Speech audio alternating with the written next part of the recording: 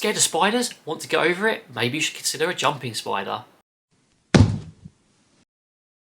Hello everyone, welcome back to Spooderpods. I am David and today we are talking about maybe a controversial topic, and that is people who have a fear of spiders and why I think jumping spiders are a great way of helping them get over that fear. There are companies out there that do sort of like experiences to help people get over arachnophobia. They use tarantulas and the like, and some do use jumping spiders as well, by the way. But I feel jumping spiders are a great way to start getting over that fear. Maybe even if you just watch this video and look at some of the images and sort of get comfortable with seeing that, that could be a great start. So let's talk about some of the reasons I think jumping spiders are a great pet just to get over that intense fear of spiders. Now, if you are scared of spiders, you're probably not going to agree with this first point, but that's why it is the first point. Jumping spiders are cute, and a lot of people have been converted to specifically this type of spider purely due to how cute they look. They were terrified of tarantulas, of true spiders, but when they saw jumping spiders, like, okay, this isn't so bad. This is something I can look at and not recoil from the screen at or recoil from. And they are cute. They have those beautiful big eyes, those fluffy exteriors. They even have little hairs everywhere, different types, and the way they look at you. And this is a great strength of them because it kind of takes away some of the stigma of spiders where they are perceived as horrible, scary things that are going to bite you, which jumping spiders almost, well, just never do really. I'll talk about that in a second. But yeah, they're cute, and that is a great thing to help overcome any fear of spiders.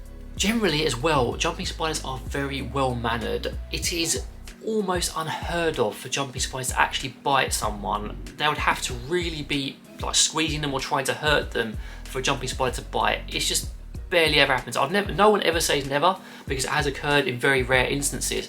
But they are harmless and they just want to mind their own business. They're happy sitting on hands, they're happy sitting around. As long as you respect them, they will respect you and they'll just mind their own business. And even if you do get bit, their venom is completely medically insignificant, and the amount that they'll inject would basically do nothing. The worst you could expect is a little red bump, which would be equivalent to a mosquito bite. They are very, very just nice as personality, I guess. I personally don't like handling mine. I like to let them get about their business, which I'll talk about later again. It's another good point about them. But yeah, they're not going to hurt you.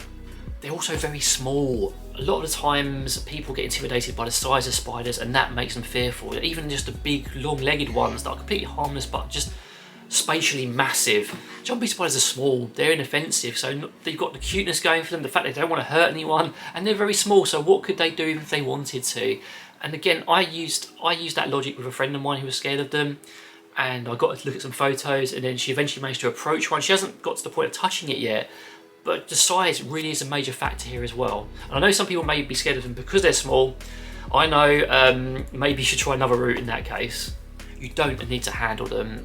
There's some people who say you have to handle a jumping spider. That's not true. Even if you wanted to start overcoming your fear just by keeping one, as long as you had someone to help you if there was a problem or you're feeling extra anxious one day, you can keep them in their enclosure, just provide them their needs, and you can just observe them and watch them. You do not have to touch them if you don't want to. A couple of my jumping spiders I've never handled, a couple of them I have. I want to do a video on it in the future. Don't need to. You can just observe them and you can overcome your fear that way. And if you do decide you want to handle them, that's a bridge you can cross in the future. It's not something that's mandatory at all. Overall, if you're scared of spiders, I think just interacting with jumping spiders, either just by looking at them, via photos, watching videos of them, maybe even going into the deep end, having experience with one, or keeping your own, it's a great way of starting to overcome fear.